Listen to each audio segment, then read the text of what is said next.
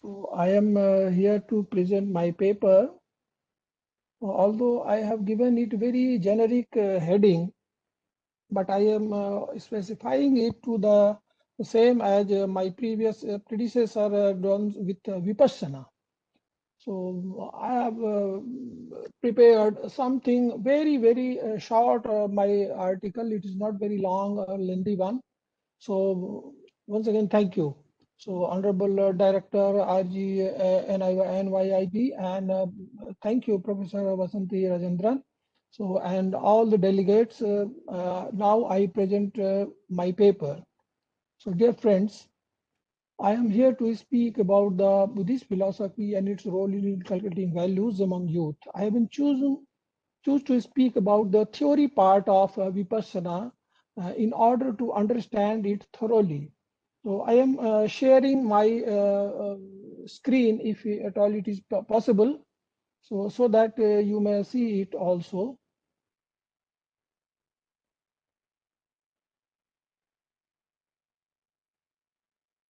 I hope it is visible now.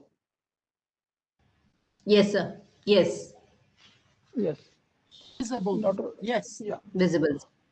I am very glad for the topic, because through this topic I will be able to justice the region of Buddha choosing to impart and share his achievements with people.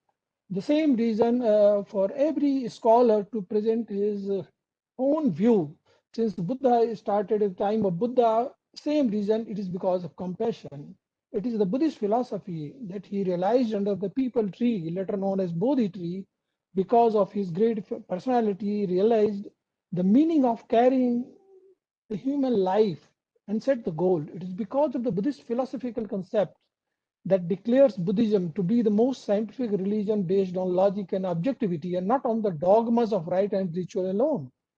Again, it is because of the philosophical content that has made the Buddhism life today, with all its beliefs and faith remain unbroken in the dialectic methods unsecond.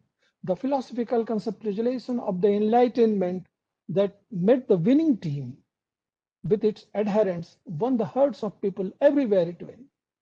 Whenever, wherever they went to propagate the message of Buddha, the philosophical analysis built a wall that no one can cross, and the flourishing Buddhism prevailed.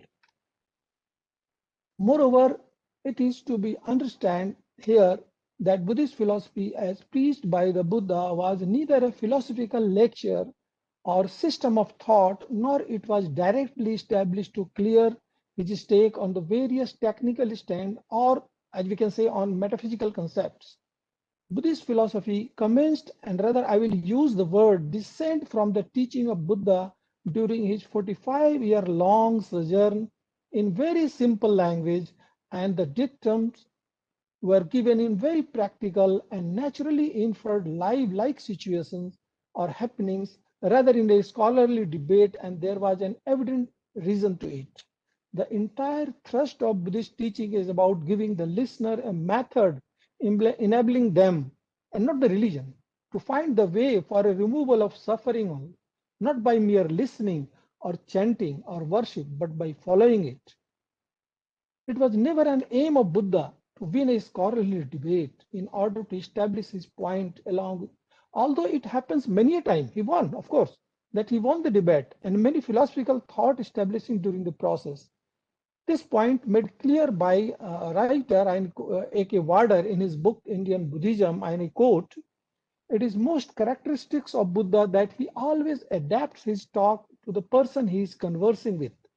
His courtesy in arguments result from this.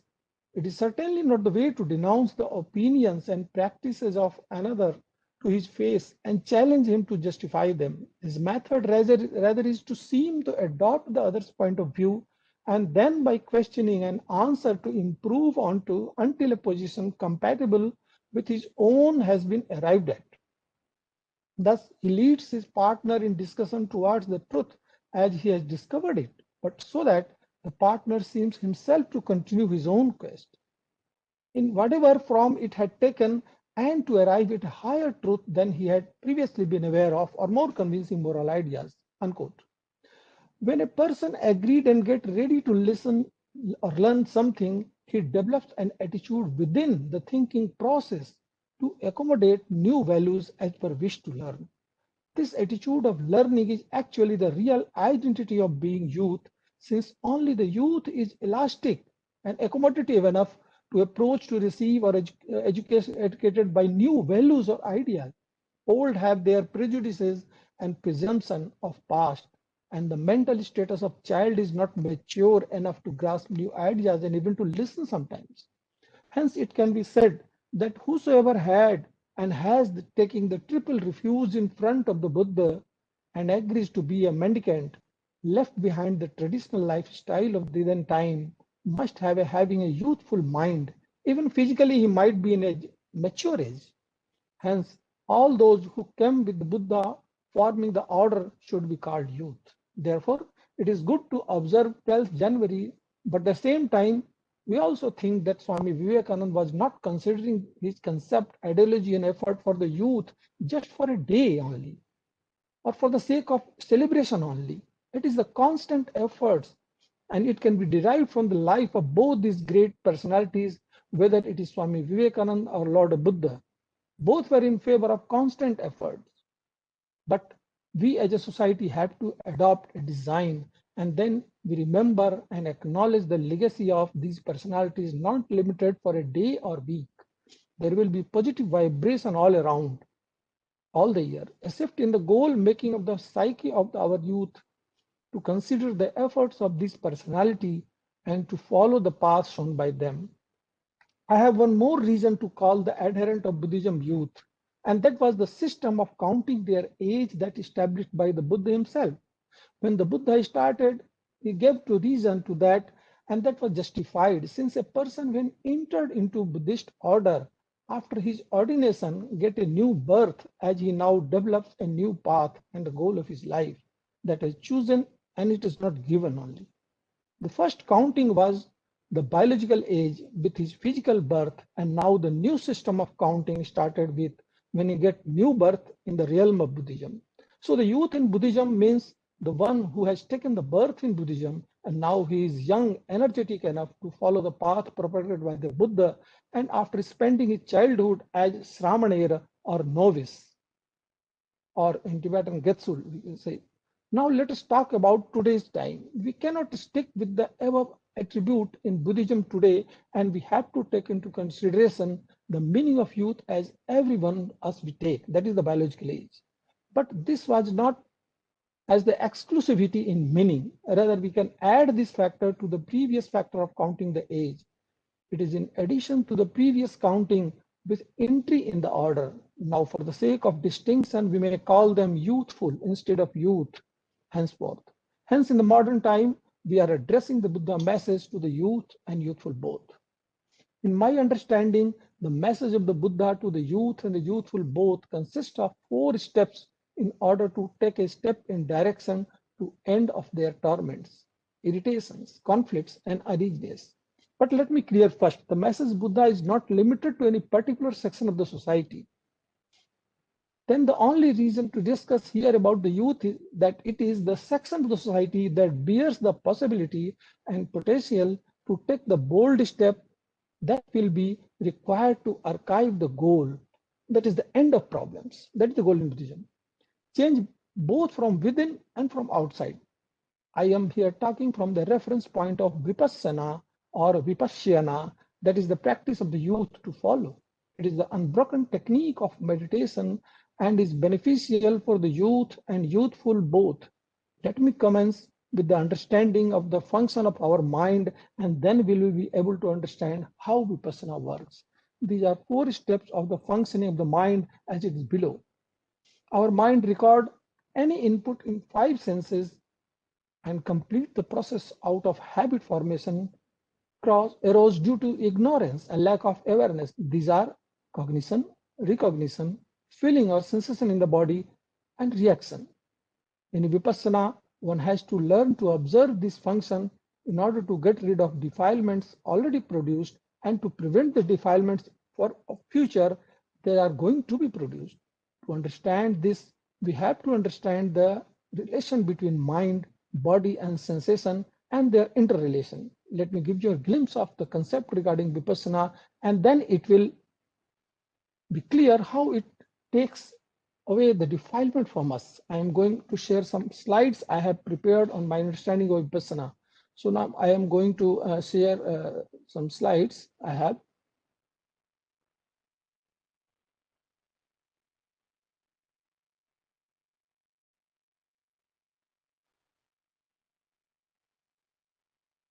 Hope it is visible. Is it visible? Not yet, sir. Yes, Now it's no. visible. Now it's visible, sir. Okay. Now it's Thank you. okay. Thank you. Oh, no. So this is Vipassana. Vipassana. So in Pali it is Vipassana, and Hindi is Vipassana. In English it is called the insight. You can say it because Pasha is for that theory and practices. So your slide is not visible. so I'm so sorry because if I try to again to do it, Yes, please. give me some time. Yeah.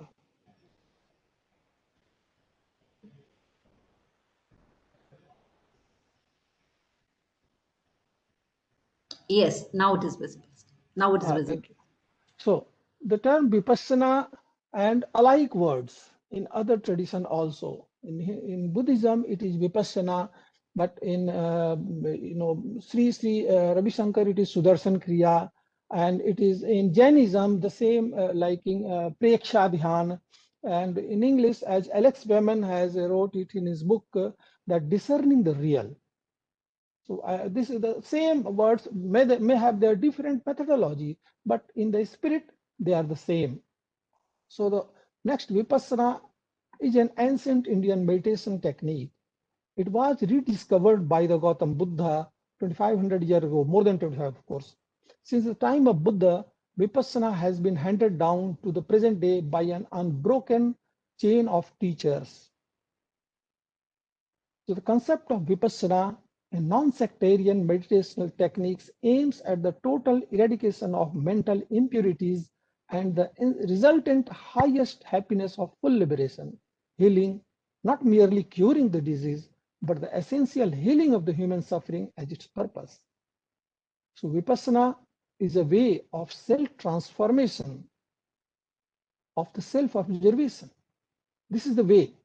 It focuses on the deep interconnection between the mind and body, which can be experienced by disciplined attention to the physical sensation that form the life of the body and that continuously interconnect and condition of the life of the mind. It is this observation based on self-explanatory journey of the common root of the mind and the body that dissolves mental impurity, resulting in a balanced mind full of love and compassion. And as a result, the scientific law of nature that operates one's thought, feeling, judgment, and sensation become clear and surfaced. Through direct experience, the nature of how one grows or regresses, how one produces suffering or frees oneself from suffering is understood. Life becomes characterized by increased awareness, non-delusion, self-control, and peace. So Vipassana means to see the things are happening. This can be said etymologically, Vipassana means this, to see. As in Sanskrit, we all know, Pash means to see, Vi means better see. So as Vipassana means to see the things are happening as they really are, not what they appears to be. So some of the examples, the horizon, that's the place where the sky touches the earth. Look at the sun. Second example, look at the sun and you see that the sun rises and sets in east and west, respectively.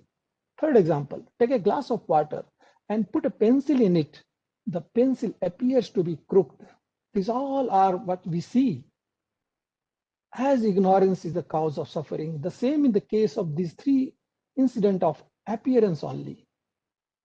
In the first case of this, it is the cause is the distance from the sun. This is the cause of appearance, that the sun rises and sets. In reality, we know it is not. If we stand on Pluto, the sun will appear as a night bulb only. Standing on the earth, it looks like a yellow football.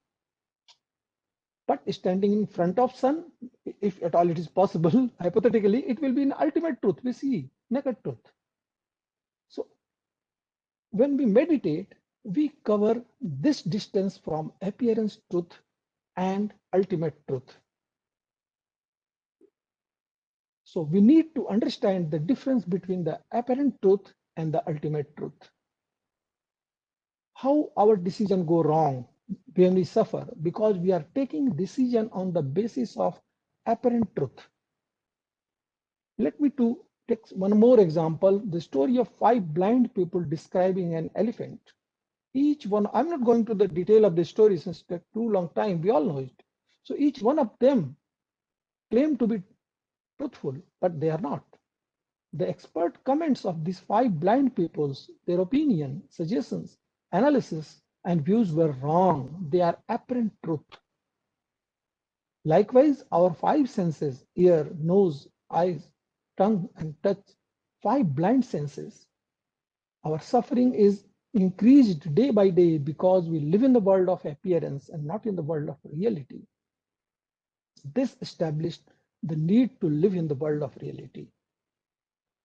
So how our suffering keeps on increasing and how is important to live in the world of reality and not in the apparent truth. How our evaluation, suggestions, views, expert comments, opinion, and decision are depending on the input of 5 senses, only apparent truth. We work 5 to 10% of the mental capacity and the rest filled with negativity only. When the anti-scan virus works in the computer, the capacity to process increases. So our capacity to work increases as Vipassana works as antivirus program. We are running the antivirus scan when all the programs are not working. It's the antivirus scan program that works. If we keep pressing Control Alt Delete, we know it, the delete button on the computer, one by one, the programs get deleted. For example, angers come to the surface after all programs deleted, and angers get deleted. The same way, there comes the time when all programs of negativity get deleted. The reason to go to meditation center and practice Vipassana is to train our mind and master the 5 senses and learn to lead a happy life, a balanced life, a life of peace and harmony. In olden days, a temple was a place to learn and master the scriptures, both in Vedic and Shramana culture. The Gita, Ramayana, Mahabharata, Pitaka, Agamas, we master the scripture and apply them in our life. But nowadays, things have been changed and the shortcut is being sought for every goal. Nobody wants to master the scripture and lead a good life and apply the scripture in our life. So then I want to say another aspect, how we understand our karma and its result. That is when we saw a seed of mango, get a fruit of mango, and the multiplication effect, that is sweet fruits. When you saw a seed of neem, you get a fruit of neem and the multiplication effect, that is bitter fruits. We get similar fruits with the multiplying effect, and we can see a continuous process of multiplication. If somebody has eaten fatty food, she may have a fat body, some way with the mental body. Seeds of anger reap fruits of anger. Seeds of hatred reaps fruit of hatred. It is continuous process of multiplication. Just like a rubber ball, when it is hit hard on the ground, the ball bounces 10 or 15 times, not once. Before the charge of ball is over, when it comes to a stop, that is the multiplying effect on the ball. Anybody who sow the seed of mango will get many fruits of mango. Thus the multiplication process goes on. So Vipassana is the process of actually mental purification. As yesterday, Dr. Arvind Kumar Singh also recited the same Dhammapad 183, Sabba Papasa Akaranam Kusalasa Upasampada Sachitta Pariyodapannam Etan Buddhana Sasanam. That is, by self-observation, we can eliminate this. This is fruit is as per seeds. So the seeds of bad food and the fruit reaps bad result. There is no forgiveness in the law of nature. In the same way, if you sow seeds of anger, you will get fruits of anger. You sow seeds of hatred, you get fruits of hatred. So seeds of attachment, you get fruit of attachment. That is bewildered and suffering. Nothing wrong in the happiness. Nothing wrong in the what happens in the world. So everything you get, suffering or happiness, same. We always have the habit of saying, this is going wrong in my life. What is going wrong in my life? He was wrong, she was wrong, situation was wrong. But we always have the habit of thinking that lots of wrong were happening in our life. But the truth is that nothing wrong happens. It is our doing that is going fructified. If we hurry now, then later you have to worry. In today's world, people are making money in the name of career in very unbalanced manner. They pay a heavy price for bad health in future. They make extra money to pay their extra medical bills in the later years of their life. They are making money only to pay medical bills. They get a heart attack, then another one, and finally doctor tells them to go to states on some better treatment. They had sown the seeds of suffering, which is in turn reaped fruit of suffering. So what is the cause of suffering? Rich man, poor man, beautiful lady, handsome man, everybody in this world is suffering. But why? What's the cause? Buddha realized this mind has two deep-rooted habit patterns. And in Lalita Vistar also he stated. So the reason is craving. और चाहिए, and aversion नहीं चाहिए. And this happens because we are ignorant about the law of nature. Craving is, I want, I like, I want more and more. And aversion is just reverse. I don't want, I don't like, I hate this. All the five senses have craving or aversion. Just like a seesaw, you press craving and aversion goes up. And we press aversion and craving goes up. One side press, one side up. Like a boat, when you press one side craving, the boat sinks, and you press the other side aversion, again the boat sinks. You have to learn the art of balancing the mind. Both craving and aversion has to balance the mind. You are watching a movie, a romantic scene begins. Immediately, passion starts building. A biochemical reaction has started in our body. The person on the screen is not our wife, husband, nothing. They are just photos. Then why we are reacting? We are feeling same suffering and happiness as on the screen is going on. Just craving, just an illusion. There is nothing attractive, repulsive in a human body. The truth of body is what that it means to perform our volitional exercises, but still it may find, like Katrina Kaif or John Abraham, we are seeing on the screen, attractive when they are integrated. But when she is disintegrated, then she is not attractive, it becomes repulsive, that is aversion. So mind has four sections. And so again, I am coming to my written part. They are done accordingly. Our mind record any input, our five senses, and complete the process out of habit formation and arose due to ignorance and lack of awareness. That is cognition, recognition, recalling, feeling, sensation in our body, and then reaction. If you don't break, then suffering bound to come. What exactly we do in Vipassana? Suppose I have two jute ropes saying one rope is craving, the other is aversion. And we twist it for some hours. And sometime if we leave it, what will happen? It will rewind back in opposite direction. It is a natural process. All we have to do is to learn the art of observing the reality that is stopping to winding it. And that is all twisted rope. That is natural process. All we have to do this to stop. And that's all the twisted rope of our defilement will unwind itself automatically, since we are not winding further and leave it to itself and only observing. Thank you for a kind attention.